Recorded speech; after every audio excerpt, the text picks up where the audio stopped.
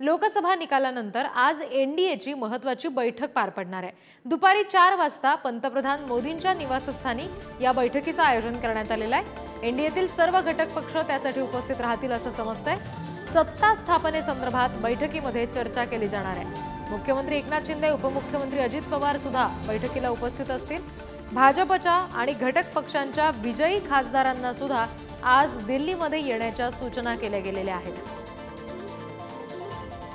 तेव्हाच्या बैठकीत नेमकी काय खलबतं होत आहेत, सत्ता स्थापनेसंदर्भात नेमकं कशा पद्धतीने रणनीती आखली जाते हे पाहणं फार औत्सुक्याचं असणार आहे। कारण काल लोकसभा निवडणूक 2024 चे सगळे निकाल हाती आल्यानंतर आता सत्ता स्थापनेची सगळी लगबग ही एनडीए आणि इंडिया आघाडीच्या दोन्हीकडे दिसतेय। एकनाथ शिंदे आणि अजित पवार सुद्धा या बैठकीसाठी जाणार आहेत असं समजतंय। तर इकडे इंडिया आघाडीची सुद्धा आज दिल्लीमध्ये खलबतं होत आहेत। संध्याकाळी 6 वाजता त्यांच्या बैठकीचं आयोजन केलंय आणि या बैठकीला इंडिया आघाडीचे बहुतांश नेते उपस्थित राहणार आहेत। महाराष्ट्रातून शरद पवार, उद्धव ठाकरे आणि संजय राऊत या बैठकीला उपस्थित राहणार आहेत असं समजतंय।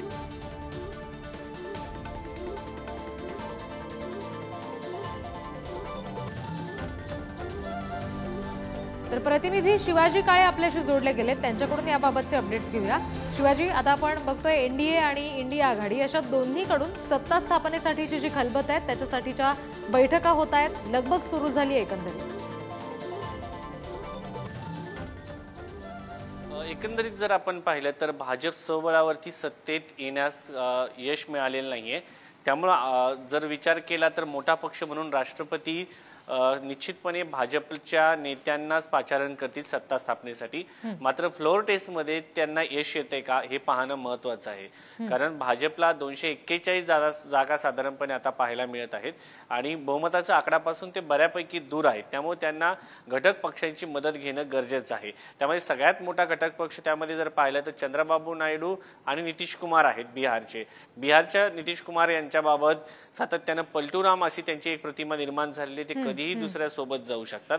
आणि सगळ्यात महत्त्वाचं म्हणून आपण जर पाहिलं तर भाजप पंतप्रधान पद देऊ शकत नाही नितीश कुमार किंवा चंद्रबाबू नायडूला। मात्र काँग्रेस किंवा इंडिया गठबंधनचे जे नेते आहेत सत्ता स्वतःकडे मिळवण्यासाठी गमावण्यासारखं काही नाहीये। त्यामुळे या दोन्ही नेत्यांना सोबत घेण्याचा प्रयत्न करू शकतात। त्यामुळे सत्तेच्या चाव्या एक आंध्र प्रदेश मधल्या चंद्रबाबू नायडू आणि बिहार यांच्याकडे आहे। त्यामुळे घटक पक्षाच्या नेत्यांना सोबत घेणं, त्यांना विश्वासात घेणं आणि त्यांचे पाठिंब्याचे पत्र पंतप्रधान नरेंद्र मोदी यांना मिळवणं हे अत्यंत गरजेचं आहे। आणि फ्लोर टेस्ट मध्ये यशस्वीपणे पुन्हा एकदा भाजपचं सरकार स्थापन करणं हे महत्त्वाची गोष्ट आहे। त्यामुळे सर्व नेते या ठिकाणी येतील, त्यांच्या काय काय मागण्या आहेत त्या पण समजून घेतल्या जातील आणि सत्तेमध्ये सर्वात मोठा वाटा घटक पक्षाला असणार आहे। यापूर्वी जर आपण पाहिलं तर घटक पक्षाला एक कॅबिनेट आणि एक राज्यमंत्री पद दिलं जात होतं। मात्र आताच्या सरकारमध्ये निश्चितपणे भाजपचं सरकार नसेल, ते गठबंधनचं सरकार असेल, ते मोदी सरकार नसेल, ते आघाडी सरकार असणार आहे। आणि आघाडी सरकारच्या चालवण्याच्या ज्या मर्यादा असतात त्या आतापर्यंत आपण गेल्या 10 वर्ष जे मागच्या 10 वर्षी मनमोहन सिंग यांचं जे सरकार होतं ते आपण पाहिलेलं आहे। त्यामुळे आता तारेवरची कसरत जी आहे ती मोदी यांना करावी लागणार आहे।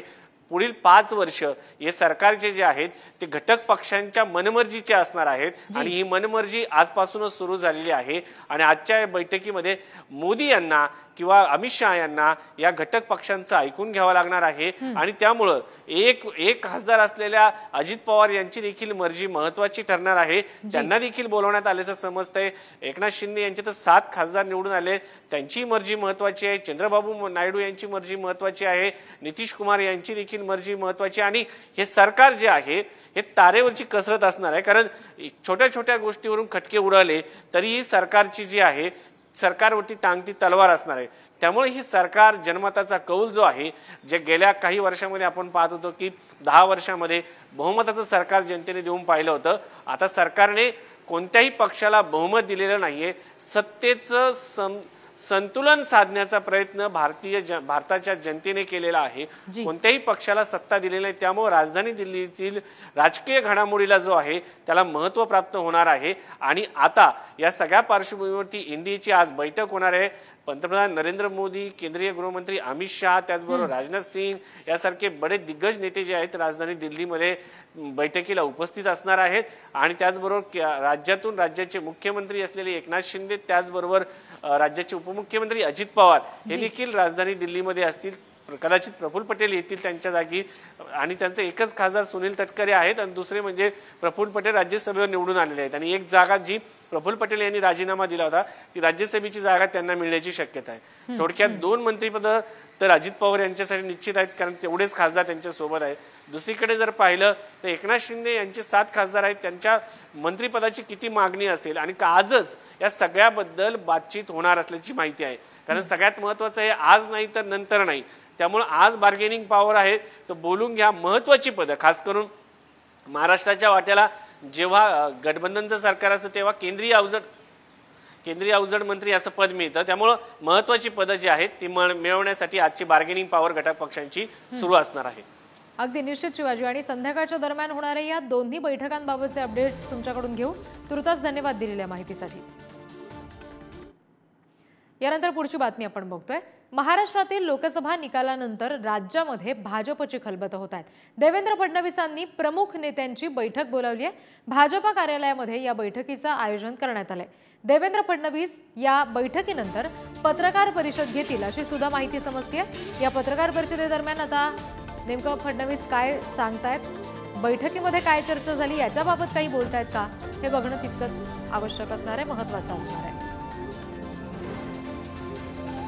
भाजप कार्यालयामध्ये बैठकीचं आयोजन केलेलं आहे। देवेंद्र फडणवीस यांनी ही बैठक बोलावली आहे। जे प्रमुख नेते आहेत त्या सगळ्यांना या बैठकीसाठी निमंत्रण दिलं गेलेलं आहे।